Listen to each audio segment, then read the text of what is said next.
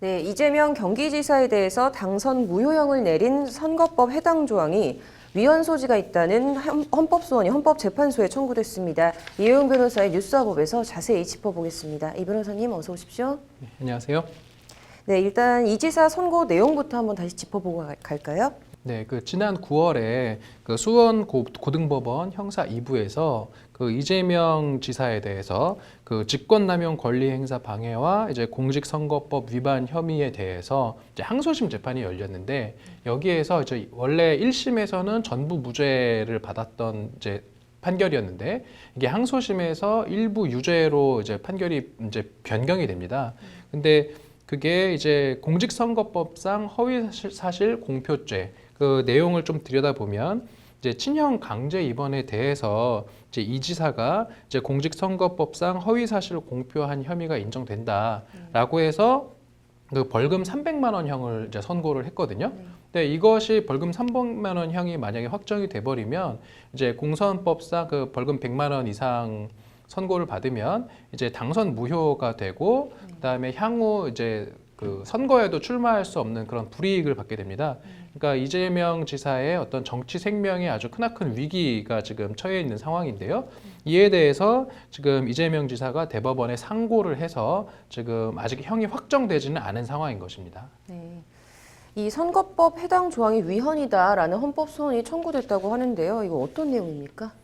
이거는 지금 이제 이재명 지사가 직접 헌법 소원을 청구한 것은 아닌 것으로 보이고요. 지금 오늘 언론 보도를 보면 이제 민주당 경기도 내 지역위원장 등이 이제 공직선거법 250조 1항과 그다음에 형사소송법 383조가 위헌이다. 근데 지금 문제는 이 공선법 250조 1항이 바로 이재명 지사가 유죄 판결을 선고받은 그 적용 법조거든요. 그래서 이제 공직선거법상 허위사실 공표죄, 그 부분이 이제 뭐가 문제가 되냐면 두 가지 측면에서 이야기를 지금 하고 있습니다. 이게 허위사실 공표죄가 보면은 당선되게 할 목적으로 후보자에게 유리하도록 후보자 또는 후보자의 배우자 또는 직계 좀비속 등등에 대해서 허위의 사실을 공표하거나, 그 다음에 공표하게 한 자, 이러한 또 배포할 목적으로 소지한 자는 5년 이하의 징역 또는 3천만 원 이하의 벌금에 처한다는 바로 이 조항에서 허위 사실과 관련돼서 어떤 행위를 공표하거나 공표하게 한 자라는 부분에서 그 행위라는 것이 구체적으로 무엇을 의미하는지 명확하지 않다. 그 다음에 공표라는 것도 마찬가지로 이게 공표라는 것이 뭐 토론회에 나가서 이렇게 설명한 것도 공표인지 아닌지 이것에 대해서 명확하지 않다라는 의미로 이렇게 지금 한 어떤 정치인의 생명을 끊어놓을 수도 있는 주요한 어떤 죄에 대한 범죄 구성 요건이 이렇게 불명확하게 구성되어 있으면 이제 어떤 문제가 있냐면은 앞으로 향후 선거에서 각종 토론회나 뭐 아니면은 주민 등을 상대로 한 설명회나 이러한 공개된 장소에서 후보자들이 어떠한 의사 표명을 할 때 대단히 어떤 의사 표명을 하는 데 있어서 제약을 받는다. 다시 말해서 후보자의 어떤 선거 운동 과정에 재갈을 물리는 것이다. 이러한 이제 이야기를 하면서 헌법 소원 심판을 청구한 것입니다. 네. 그렇다면 이 헌법 소원을 낸 취지나 위헌 소지가 있다라고 주장하는 근거가 어떻게 됩니까?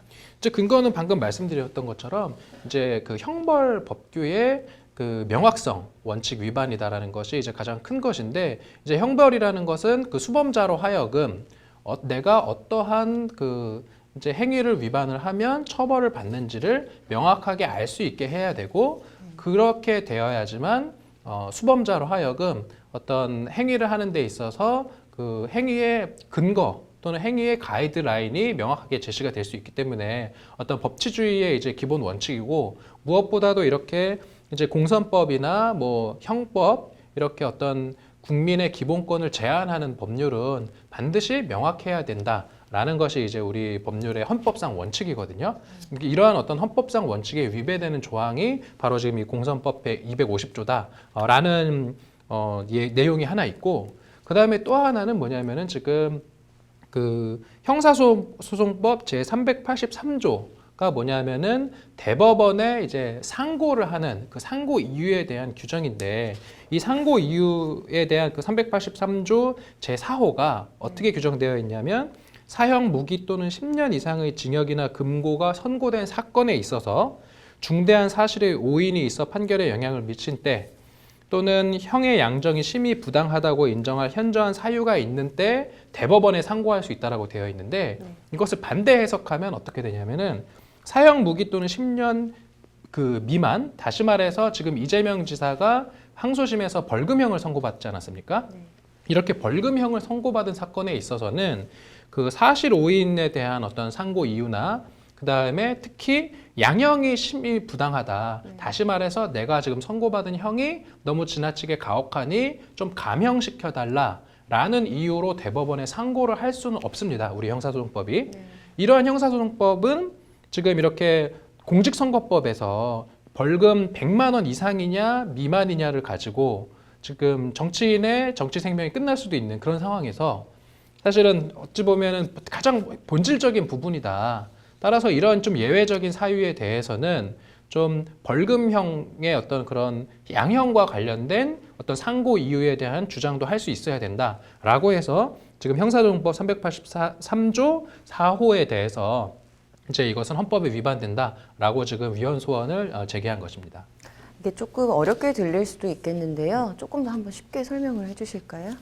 결국은 이제 오늘 그 헌법소원을 이제 제기한 측의 주장은 뭐냐면 이렇게 공선법 위반 사건에 대해서는 좀 벌금형이 선고된 사건이라 하더라도 대법원에 상고를 제기할 수 있게 해달라라는 지금 신청을 헌법재판소에 제기를 한 것이죠.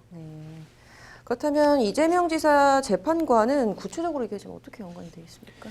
이제 이재명 지사는 지금 당선 무효형을 선고는 받았지만 항소심에서 지금 대법원에 상고를 했기 때문에 아직 확정은 안 됐는데 문제는 지금 말씀드린 것처럼 이렇게 공선법 위반 사건, 특히 벌금형을 선고받은 사건은 이런 형이 그러니까 양형이 너무 과하다라고 해서 대법원에 상고를 할 수가 없거든요.